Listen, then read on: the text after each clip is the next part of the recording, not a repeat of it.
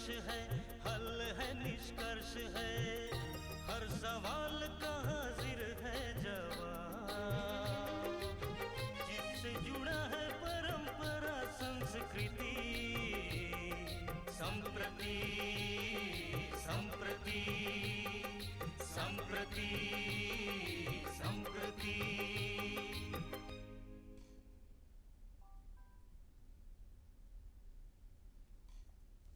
दर्शकों नमस्कार। देश का आम बजट 2024-25, जी हाँ, इसी पर चर्चा आज हम करेंगे संप्रति में। आज हमारे साथ स्टूडियो में मौजूद है federation of Jharkhand chamber of commerce के महासचिव श्री आदित्य मल्होत्रा और जेवियर कॉलेज के इकोनॉमिक्स डिपार्टमेंट के असिस्टेंट प्रोफेसर श्री धीरज मणि पाठक। आप दोनों का बहुत स्वागत। आज बात अर्थशास्त्र पे होनी है, बजट पे होनी है। अभी आम बजट देश का आया है। ये जो बजट है, मल्होत्रा साहब आप बताएं, इसमें हुई घोषणाओं के बारे में आपकी क्या राय है? देखिए, ये बहुत ही बढ़िया बजट अनाउंस हुआ है और मध्यम वर्ग जो अभी तक उपेक्षित था और कई सालों से जो मांग थी कि जो मध्यम वर्ग है उसकी उपेक्षा हो रही है, तो इस बार मध्यम वर्ग के लिए हमारी माननीय वित्त मंत्री सीतारमण जी ने जो अनाउंसमेंट किया है, उनके हो गए हैं बल्ले बल्ले। और ये इतना बड़ा एक मध्यम वर्ग, एक हमारे देश का एक इतना बड़ा हिस्सा है, उनकी अगर आर्थिक स्थिति, उनको अगर इतना प्रावधान मिलेगा इसमें छूट का, कर का, तो ये पैसा भी फिर जो बाजार में आएगा। और मुझे लगता है कि ये जो निर्णय लिया गया है, हमारा घरेलू बाजार किस तरह मजबूत हो, हमारी अर्थव्यवस्था कैसे मजबूत हो, इसके लिए ही ये बहुत ही स्वागत योग्य ये घोषणा है। और दूसरी बात है कि एमएसएमई उद्योग, उसके लिए भी बहुत अच्छी रियायतें इस बार माननीय वित्त मंत्री ने अनाउंस किया है। जितने भी हमारे लघु और सूक्ष्म उद्योग हैं, वो कैसे मध्यम उद्योग बने, उनके लिए विशेषकर बहुत सारा लोन की प्रावधान और बहुत सारे करों की छूट, बहुत ही ये बढ़िया कदम है, जिससे जो 2047 का भारतीय जो गवर्नमेंट का जो अनाउंसमेंट है कि विकसित भारत, उसके तहत ये सारे जो कदम उठाए जा रहे हैं, मुझे लगता है कि इसके बहुत दूरगामी और बहुत अच्छे परिणाम आने की बात है। सचमुच इस बजट को आम जनता बहुत गौर से, बहुत महीनी तरीके से देख रही है, अपने लिए देख रही है। अब इसी पर श्री पाठक, आपकी राय भी हम ले लें इस बजट पर, और उसके बाद फिर वार्ता को आगे करेंगे। जी, इस बार का जो बजट है वो पिछले बजट से तो कुछ अलग है, कुछ खास है। और वो खास बात सर ने भी बताई कि मध्यम वर्ग को बहुत ज़्यादा इसमें फोकस करके बनाया गया है। लेकिन देखा जाए तो जो भी बजट बनाया जाता है वो बहुत सारे जो है टारगेट्स को अचीव करने के लिए बनाया जाता है। उसमें हर एक कंट्री का अपना जो सबसे मेन टारगेट है वो है इकोनॉमिक ग्रोथ। और इधर हमारे देश में जो है लगातार जो है इकोनॉमिक ग्रोथ जो है 6% से ऊपर चल रहा था, लेकिन जो पिछले क्वार्टर का जो रिजल्ट आया है उसमें ये कम हो गया है, 5.4% के आसपास आ गया। तो ये जो ग्रोथ में जो कमी आई, ये काफ़ी और सारे फैक्टर्स के द्वारा भी जो है दिख रही थी। उसमें जो पर कैपिटा कंजम्पशन एक्सपेंडिचर है, उसमें भी कुछ कमी आई थी। इन सब को देखते हुए ये ज़रूरी था कि किसी भी तरह से जो हमारा जो अर्थव्यवस्था है, उसमें जो मांग है उसको बनाए रखा जाए। जो डिमांड का जो अच्छा प्रेशर पहले से बना हुआ था, उसे बनाए रखा जाए। और उसी को देखते हुए इस बार का जो बजट है उसको बहुत ही स्ट्रैटेजिकली डिज़ाइन किया गया है। इसमें 4 ग्रोथ इंजन्स की बात की गई है कि ग्रोथ के 4 इंजन्स रहेंगे। उसमें एक्सपोर्ट की बात की गई है, उसमें इन्वेस्टमेंट की बात की गई है, और जो हमारा जो टैक्स पेयर्स है, यानी कि हमारा जो टैक्सेबल इनकम है वो बढ़ जाए, उसकी बात की गई है। इसीलिए बहुत सारे जो 12 लाख रुपए तक के जो कर रियायत की बात की गई है। तो इन सब से ये उम्मीद जताई जा रही है कि पूरे इकोनॉमी में जो है एक एक्सपेंडिचर बढ़ेगा, और एक्सपेंडिचर बढ़ेगा तो जो प्राइवेट इन्वेस्टमेंट है वो भी बढ़ेगा ऑटोमेटिकली। इधर रिसेंट में जो प्राइवेट इन्वेस्टमेंट का ग्रोथ है वो थोड़ा कम हुआ है।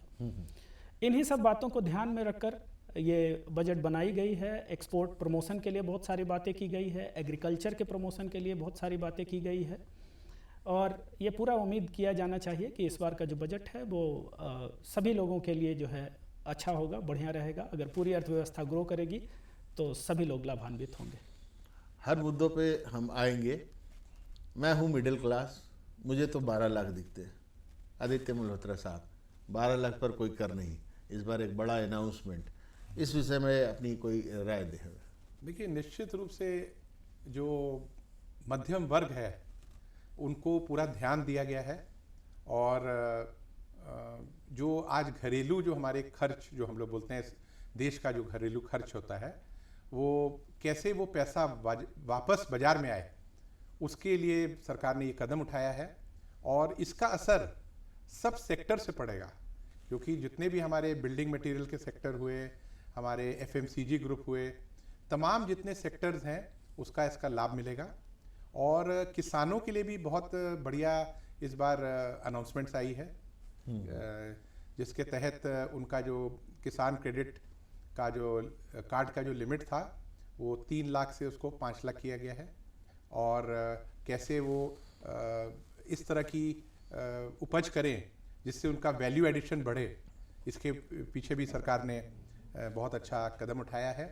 दूसरी बात है कि आपका जो TDS देय होता है रेंटल इनकम से, उसको भी बढ़ा के जो है 2.4 लाख से 6 लाख किया गया है। और जो सीनियर सिटीजन्स हैं उसका TDS जो था 50,000 से बढ़ा के उसको 1 लाख किया गया है। ये सारे जो जितने भी अनाउंसमेंट्स हैं, ये सब दर्शाती हैं कि जो सरकार का जो विजन है एक विकसित भारत 2047 का, उसके प्रति ये सारे निर्णय लिए गए हैं। लेकिन एक बात जरूर है कि हमें लगता है कहीं ना कहीं हमारा झारखंड कुछ उपेक्षा हुई है। अच्छा, क्योंकि इस पर ये गौर करने वाली बात है, लेकिन इस पर चर्चा में हम आएंगे। पहले आप मिडिल क्लास की बात कर रहे थे और उसी पे हम लोग चलते हैं। पाठक साहब, वो देखो मुझसे रूठ कर मेरी जान जा रही है, कई बार ऐसा महसूस किया है हमारी जनता ने। लेकिन इस बार का बजट तो अलग है, ये आप दोनों विशेषज्ञ भी मानते हैं, हम भी मानते हैं। पूरे तौर पे इस बजट को अगर उठाकर ऐसे रख दिया जाए आम जनता के सामने, तो आप इसको कैसा बजट बताएंगे? अगर अर्थशास्त्र के जो भी सिद्धांत हैं उनके हिसाब से देखें तो हम लोग ऐसा पाते हैं कि अगर जो कंज्यूमर है, जो मिडिल इनकम ग्रुप वाले लोग हैं, अगर उनके हाथों में पैसा होता है तो ये एस्पिरेशनल क्लास है और ये अपनी जो उनकी इच्छाएं हैं उसको पूरा करने के लिए काफ़ी खर्च करता है। तो इस बार का जो बजट है उसमें जैसा कि आपने कहा कि 12 लाख रुपया दिख रहा है कि मेरा जो टैक्स फ्री हो जाएगा, और वो सचमुच में हो जाएगा टैक्स फ्री अगर आपका 12 लाख तक है। 12 लाख से ऊपर भी जाते हैं तो 24 लाख तक 30% से नीचे आ गए हैं, जिसमें कि अगर 24 लाख तक आपकी इनकम है तो करीब मान के चलिए 1,10,000 के आसपास की आपकी जो है पुराने टैक्स स्ट्रक्चर के मुकाबले बचत होने वाली है। तो ये जो बचत होगी उससे निश्चित रूप से जो कुछ ऐसा मान लें कि करीब 1 करोड़ टैक्स पेयर्स हैं, तो उन सभी लोगों को फ़ायदा होने वाला है। और इसको हम लोग अगर भारतीय समाज के नज़रिए से देखें तो ज़्यादातर समय हम लोग ऐसा पाते हैं कि घर में जो अर्निंग मेंबर्स होते हैं वो 1 होते हैं, 2 होते हैं, और डिपेंडेंट भी 2-3 होते हैं। तो यानी कि ये जो बेनिफिट है वो सिर्फ 1 ही करोड़ टैक्स पेयर्स को मिलेगा ऐसा नहीं है, बल्कि उसको मल्टीप्लाई करें उतना वो हाउस होल्ड के हिसाब से वो जो है खुशहाली बढ़ाने वाला होगा। तो आम जनता को निश्चित रूप से फ़ायदा होगा और हमेशा ही होता रहा है, लेकिन इस बार कुछ स्पेशल फ़ायदा उनको दिखाई पड़ेगा। और सरकार ने साथ में ये भी कोशिश किया है कि जो प्राइसेस हैं वो कम हो। तो दाल पे जो है स्पेशल फोकस किया गया है। इधर हम लोग महसूस कर रहे थे कि जो दाल के प्राइसेस हैं वो बहुत बढ़ गए हैं, तो दाल पे स्पेशल फोकस दिया गया है कि उसका प्राइस कम हो, और इधर रिसेंट में कम भी हुआ है। तो बहुत सारे जो है जो एग्रीकल्चर रिलेटेड जो स्कीम्स हैं उनके थ्रू जो है प्राइसेस भी कम होंगे। अगर प्राइसेस भी कम होंगे यानी इन्फ्लेशन थोड़ा कंट्रोल में रहेगा, तो ऑब्वियसली जो हमारा जो परचेजिंग पावर है वो बढ़ा हुआ लगेगा और हम लोग ज़्यादा जो है अपने सपने पूरे कर पाएंगे, ऐसा सोच सकते हैं, ज़्यादा खर्च कर पाएंगे ऐसा सोच सकते हैं। तो ये तो खर्च करने की बात है, मतलब अब मेरी जेब में इतना रुपया है कि मैं आसानी से बहुत खर्च कर सकता हूँ। और अभी मल्होत्रा साहब ने बताया कि झारखंड और बिहार की बात कर रही थी। मल्होत्रा साहब, बिहार की बल्ले बल्ले, झारखंड के बारे में भी आप कुछ कह रहे थे। देखिए, जो केंद्र सरकार का जो मंतव्य था हाँ। कि विकसित भारत, जिसके तहत पूर्ववर्ती राज्य ये ग्रोथ इंजन होंगे, इसका ये मतलब हुआ कि जितने भी पूर्ववर्ती राज्य हैं, अगर उसमें विकास की दर ज़्यादा होगी तभी वो नेशनल एवरेज के पास आएंगे, दूसरे राज्यों के समकक्ष हो पाएंगे, और तभी वो सपना जो है विकसित भारत 2047 पूरा होगा। इसके तहत हमने देखा, हमारे जो पड़ोसी राज्य हैं, हमारा बड़े भाई हुए बिहार, उसको काफ़ी सारे जो अनाउंसमेंट्स हुए हैं वहाँ उस राज्य के विकास के लिए हुए हैं।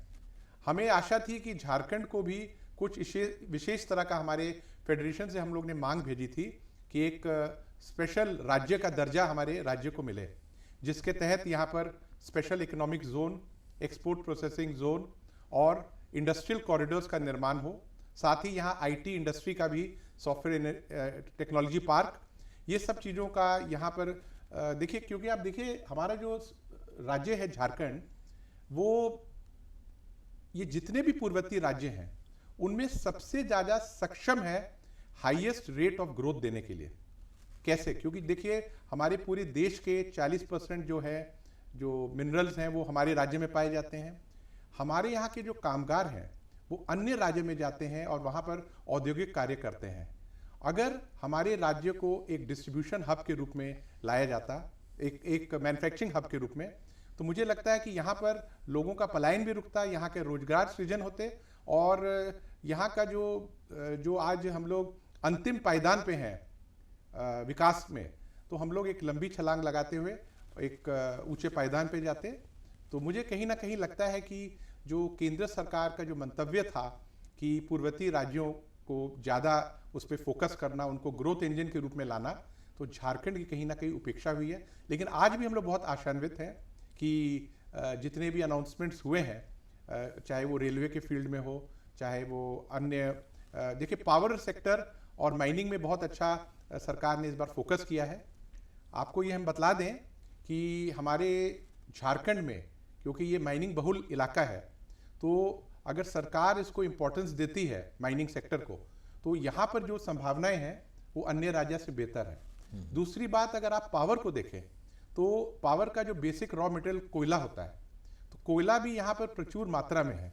हमारी तो यही सोच मांग रही है कि झारखंड से आज जिस तरह हम लोग कोयला का निर्यात करते हैं अन्य राज्यों में, उसके बदले हम लोग कैसे यहाँ से बिजली का निर्यात करें, ताकि हमारा जो रेवेन्यू बढ़े, यहाँ पर थर्मल पावर प्लांट्स आए, लोगों को यहाँ पर रोजगार मिले, पलायन रुके और झारखंड की जो इकोनॉमी ग्रो करे। गाहे बेगाहे मल्होत्रा साहब ने भी कह दिया कि हाँ, झारखंड में भी माइनिंग्स के लिए या शिक्षा के लिए या अन्य कृषकों के लिए क्रेडिट कार्ड में एक क्वांटम बढ़ाया गया है। तो मतलब ओवरऑल देश के लिए काम हुआ है, ये कह सकते हैं हम लोग। पाठक साहब, वैसे तो आप शिक्षा से अपना संबंध रखते हैं, शिक्षा में क्या नई बात आप देख रहे हैं? मतलब आपको क्या लग रहा है कि शिक्षा के लिए इस बजट में क्या प्रावधान आए हैं? शिक्षा के लिए जो विशेष रूप से प्रावधान आए हैं, उनमें 3-4 बातें इस बजट में जो है नोटिस की जा सकती है बहुत आसानी से। हम लोगों के देश में डॉक्टर्स की बहुत कमी है, और हम लोग सभी लोग उसको आसानी से महसूस करते हैं कि डॉक्टर साहब का नंबर मिलना मुश्किल होता है, लाइन लगाना पड़ता है, और एक डॉक्टर बहुत सारे मरीज़ को देखते हैं, उनके ऊपर बहुत प्रेशर होता है। बहुत सारे जो है ऐसे हॉस्पिटल्स हैं, इवन गवर्नमेंट हॉस्पिटल्स हैं, जहाँ पे डॉक्टरों की बहुत कमी होती है।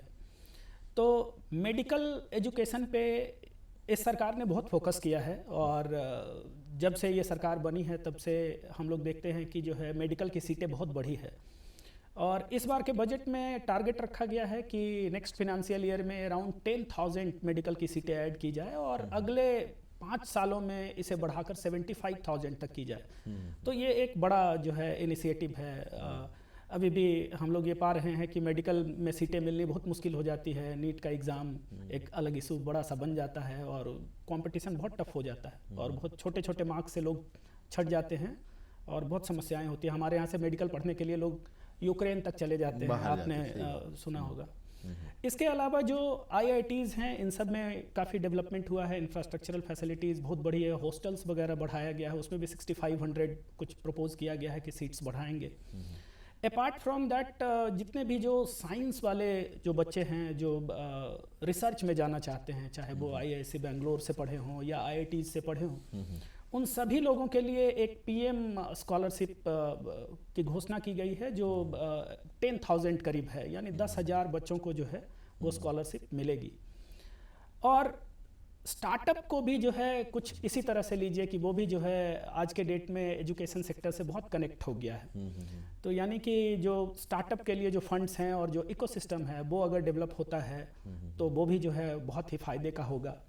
स्कूल लेवल में भी काफ़ी प्रोत्साहन दिया गया है इस एरिया में, जो अटल टिंकरिंग लैब्स की बात की गई है। तो इस तरह से देखा जाए तो एजुकेशन हमेशा से ही प्रायोरिटी रहा है। हालांकि इस पे कई बार ये सवाल उठाया जाता है कि जो हमारा GDP है उसके परसेंटेज में हम लोग एजुकेशन पे जो टोटल एक्सपेंडिचर करते हैं वो थोड़ा कम रहता है as compare to some other countries, दूसरे कंट्रीज़ से अगर तुलना करें तो। लेकिन हमारा देश अभी भी एक गरीब देश ही है और शायद एक साथ हम लोग सभी सेक्टर्स को फाइनेंस नहीं कर सकते हैं, ये हमारी परेशानी है। और साथ में जो अपना जो फिजिकल बैलेंस है, यानी कि हमारा जो बजट है वो कुछ ऐसा ना कर जाए कि आगे आने वाला जो फ्यूचर जनरेशन है उसके ऊपर बोझ बहुत बढ़ जाए, इन सब को ध्यान में रखकर बनाया जाता है। तो बैलेंसिंग बहुत अच्छी ही है, मैं ऐसा ही कहूँगा। एक बैलेंस्ड बजट इस बार जारी किया गया है, ऐसा लोगों का मानना, विशेषज्ञों का मानना है। किसानी कर सकता है किसान क्रेडिट कार्ड का जो लिमिटेशन बढ़ाया गया है, मल्होत्रा साहब ने इस बात की जिक्र भी करी है। तो मल्होत्रा साहब, एक किसान क्या किसानी करके झारखंड में से पलायन अपना नहीं रोक सकता है? देखिए, जो किसान झारखंड में भी प्रमुखता से एग्रीकल्चर का ये एरिया है। और किसान यहाँ पर जो है जो फसल है वो देखिएगा साल में 1 या 2 बार ही वो लगा पाता है। तो कैसे यहाँ पर जेनोमिक्स को लेते हुए कैसे उनको बढ़िया बीज दिया जाए, कैसे उनको अधिक रेवेन्यू यील्डिंग क्रॉप्स लगाया जाए, और नई जो आपकी जो टेक्निक्स हैं एग्रीकल्चर की, जैसे आपका ड्रोन हुआ, स्पेस इकोनॉमी हुआ, आर्टिफिशियल इंटेलिजेंस हुआ, इस तरह की जो नई टेक्नोलॉजीज़ का कैसे प्रयोग लिया जाए झारखंड में, ताकि यहाँ के किसान बंधु जो हैं उन अपनी आय को दुगना कर सकें, बढ़ा सकें। इसके पीछे भी सरकार ने बहुत अच्छी घोषणाएं की हैं। और अभी हमारे जो प्रोफेसर साहब ने अभी एक बहुत अच्छा जिक्र किया था नवाचार को लेके, स्टार्टअप को लेके। तो इसमें देखिएगा कि सरकार ने इस बार 10,000 करोड़ का जो फंड है एलोकेट किया है नवाचार के लिए, क्योंकि आप देखेंगे कि ये स्टार्टअप भी एक बहुत बड़ा सेगमेंट है रोजगार सृजन करने का। इसमें अगर लोग लगते हैं तो एक स्टार्टअप में कई लोगों को रोजगार मिलता है और काफ़ी रेवेन्यू की भी आय होती है अगर उनका प्रोजेक्ट अच्छा होता है। दूसरा, जो centre for excellence in artificial intelligence, उसके लिए भी 500 करोड़ आज हमारी माननीय वित्त मंत्री ने अनाउंस किया है। और देखिए, उनका जो सोर्स था वो रिवॉल्व कर रहा है ज्ञान। जी से गरीब, वाई से यूथ, ए से अन्नदाता यानी हमारे किसान भाई, और एन से नारी। तो उन्होंने जो अपना बजट इस बार बनाया है ये 4 चीज़ों के ऊपर रिवॉल्व कर रहा है। और हमारे झारखंड की परिप्रेक्ष्य में एक और हमारे लिए एक सुखद खबर ये है कि न्यूक्लियर पावर, सरकार का लक्ष्य है कि इसको 100 गीगावाट्स का लक्ष्य रखा है उन्होंने। और हमारे झारखंड में जादूगढ़ा यूरेनियम माइंस है, साथ ही यूरेनियम पे रिसर्च के मद पे भी एक बड़ी राशि न्यूक्लियर पावर के रिसर्च के लिए भी सरकार ने इस बार आवंटित किया है। तो मुझे लगता है कि ये सब चीज़ें झारखंड के को कितना इससे बेनिफिट मिलेगा वो हम लोग को आने वाले समय में शायद देखने को मिलेगा। जी, झारखंड के लिए भी काम हुआ है, ऐसा सभी मानते हैं, मैं भी मानता हूँ। मेरी व्यक्तिगत राय ये है कि आम बजट जो है 2025 इसने कमाल किया है। लेकिन क्या ये सभी के लिए है? प्रोफेसर पाठक, मैं आपसे जानना चाहता हूँ, मैं महिला उद्यमी, मेरे लिए इस बजट में क्या? महिला उद्यमियों के लिए इस बजट में स्पेशल प्रोविज़न किया गया है। पहले भी जो स्कीम्स चल रहे थे बहुत सारे, उन सभी में था कि जो स्टार्टअप स्टैंड अप इंडिया है उसमें जो पैसे दिए जाते हैं उसमें ये सुनिश्चित किया जाता है कि एक खास प्रोपोर्शन जो है महिलाओं को मिले। इसके अलावा जितना भी जो प्रायोरिटी सेक्टर एडवांसेस मिलते हैं, जो बैंकों के द्वारा दिए जाते हैं, जितने भी लोन, उसमें एक खास निश्चित जो है अमाउंट होता है, उसमें भी जो है महिलाओं का एक हिस्सा रहता है, फीमेल एंड वीकर सेक्शन। तो ऐसा कह सकते हैं कि, और ख़ास करके इसमें कुछ ऐसा मान के चलिए, अगर आप महिला उद्यमी हैं तो आपके लिए स्पेशल प्रोविज़न तो हैं ही, साथ में जो बाकी सारे प्रोविजंस हैं वो भी आपके लिए हैं। तो स्पेशल वाले का भी लाभ लेंगे आप और जनरल वाले का भी लाभ लेंगे, तो खूब प्रमोशन है, बस आगे आने की ज़रूरत है। आगे आने की ज़रूरत है। मिडिल क्लास तो खुश है, लेकिन क्या लोअर मिडिल क्लास भी खुश है? ये भी जानना आवश्यक है, क्योंकि लोअर मिडिल क्लास के मेहनत के लिए बहुत सारी जगह संभावनाएं बनाई गई हैं। तो लोअर मिडिल क्लास इस बजट में कितना अपेक्षित उपेक्षित है? आपको लगता है क्या उनके लिए काम हुआ है? देखिए, अगर आप एसटी और एससी को देखें, तो इस बार के बजट में उन लोगों के लिए विशेष अनाउंसमेंट्स हुई हैं। और जैसा मैंने आपको बतलाया कि जो लघु और सूक्ष्म, जो सबसे छोटे जो होते हैं, जो आदमी पहल करते हैं जो उद्योग में, उनके लिए इतनी बड़ी राशि इस बार लिमिट्स को बढ़ाया गया है कोलैटरल फ्री लोन्स के रूप में, कि कैसे वो स्टैंड करे, कैसे वो आगे बढ़े। और दूसरी बात ये है कि आपके एक ऐसा तबका जिसको हम लोग कहते हैं platform gig worker, delivery boys, ये एक तबका ऐसा है जो बहुत बड़ी तेज़ी से मतलब हमारे देश में उभर के आ रहा है, और इसकी जो संख्या करोड़ तक पहुंच गई है, उसको भी इस बार बजट में उनका ध्यान रखा गया है। और उनके लिए जो उनकी लाइफ इंश्योरेंस का जो प्रीमियम है उसको सरकार ने वहन करने की अनाउंसमेंट की है। तो मुझे लगता है कि हर तबके को इस बार बजट में उनका ध्यान रखा गया है। और ये बजट जो मध्यम वर्ग था उसके लिए तो एक बहुत पुरानी डिमांड है जो पूरी होती है, लेकिन जितने भी हमारे वर्ग हैं उन सबको इसमें बजट में देखने को आया कि उनके लिए कुछ ना कुछ अनाउंसमेंट जरूर हुई है। डेवलपिंग इंडिया और डेवलप्ड इंडिया, इस बजट में क्या डेवलप्ड इंडिया की चमक दिखाई देती है? क्या सपने साकार होंगे जैसा 2047 का एक लक्ष्य रखा गया है? पाठक साहब, अपनी राय दें कि विकसित भारत कैसे बनेगा इस बजट के पायदान पर चढ़ते हुए? हम लोगों ने बहुत सारे पैरामीटर्स सेट कर रखे हैं किसी भी डेवलप्ड कंट्री के लिए। तो एक डेवलप्ड कंट्री के हिसाब से देखें तो वहाँ पे जो प्रति व्यक्ति आय होती है वो बहुत अधिक होती है, और जो गरीबी का स्तर होता है वो बहुत कम होता है, बेरोजगारी भी कम होती है, खास करके जो परमानेंट वाली बेरोजगारी है जो हमारे कंट्री में मिलती है। साइक्लिकल बेरोजगारी तो डेवलप्ड कंट्रीज़ में भी आती रहती है मंदी के समय में।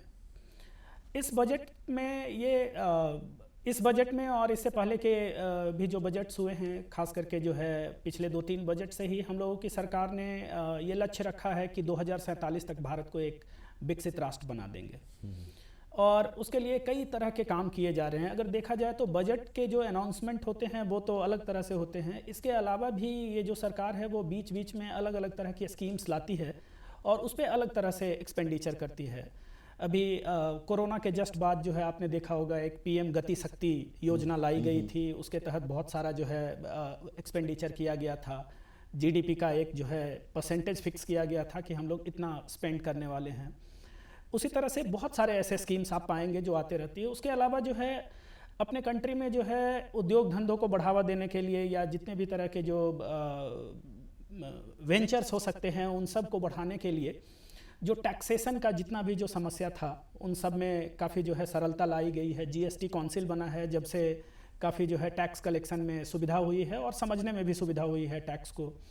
उसी तरह से जितने भी लेबर लॉज थे उन सब में बहुत काम किया गया है। जो ईज़ ऑफ डूइंग बिजनेस के पैरामीटर्स हैं उन सब पे काम किया गया है। अभी हम लोग ये तो नहीं कह सकते हैं कि हम लोग जो है वर्ल्ड में सबसे ज़्यादा फॉरेन डायरेक्ट इन्वेस्टमेंट अट्रैक्ट कर रहे हैं, लेकिन एक सिग्निफिकेंट जो अमाउंट है वो फॉरेन डायरेक्ट इन्वेस्टमेंट में हम लोगों के पास आ रहा है। हमारा जो फॉरेन रिज़र्व है वो भी एक अच्छे लेवल पे है और कुछ उसको ऐसा समझे कि हमारा जितना भी जो फॉरेन डेट है यानी विदेश से जो हमने कर्ज ले रखा है उसका लगभग 90% हमारे पास कैश में रखा हुआ है। अगर इमरजेंसी हुई तो बताएंगे, चुकाएंगे उस फंड से, ऐसा सोच करके। तो इन सब को देखते हुए जो बहुत सारे जो हमारे पैरामीटर्स हैं, गरीबी घटी है, हमारा ग्रोथ बढ़ा है, पर कैपिटा इनकम भी लगातार बढ़ रहा है। फार्मर्स का इनकम तो हम लोग 2024 तक ही डबल करने वाले थे, लेकिन अभी वो थोड़ा एक्सटेंड हो गया है, बीच में नहीं हो पाया उस लेवल से। लेकिन जो मिनिमम सपोर्ट प्राइस है वो बढ़ी है। और हम लोग सब लोग अपने आसपास में भी अगर देखें, हम लोग सभी लोग गांव से आते हैं और अलग अलग क्षेत्रों से आते हैं, अगर अपने आसपास में देखें तो हम देखते हैं कि जो मीन्स ऑफ ट्रांसपोर्टेशन है, मीन्स ऑफ कम्युनिकेशन है, वो सब बढ़ा है। आपको गांव-गांव में 5G टेक्नोलॉजी दिखाई पड़ेगी। तो सरकार के लगातार प्रयास से ये जो विकसित भारत का जो आप चमक बोल रहे हैं वो हम लोग महसूस तो कर रहे हैं, इसमें कोई शक नहीं है। मेट्रो हम देखते हैं, हम मॉल देखते हैं, मल्टीप्लेक्स में सिनेमा देखते हैं, OTT पे हम लोग रहते हैं, स्मार्टफोन सभी के हाथों में है। तो जो एक डेवलप्ड कंट्री का UPI से पेमेंट होता है, ये तो डेवलप्ड कंट्री से भी बेहतर है बहुत सारे जगहों पे जो अलग कंट्रीज़ हैं। तो विकसित भारत का चमक दिख रहा है। एक बजट से इसका आकलन नहीं होगा, लगातार जो प्रयास है उससे बता सकते हैं। इसी चमक के साथ अब हमें विदाई भी चाहिए, लेकिन मल्होत्रा साहब भी एक व्यापारी और आप भी एक शिक्षक, तो व्यापारी भी आज खुश है, शिक्षक भी खुश है, शिक्षा जगत भी खुश है। देश में रक्षा के लिए भी कार्य किए गए हैं और महिलाओं के लिए भी कार्य किए गए हैं। मिला जुलाकर आम बजट 2025 यही है। अब आपकी अपनी राय आपको दिखानी है। फिलहाल हमें दीजिए इजाज़त। नमस्कार।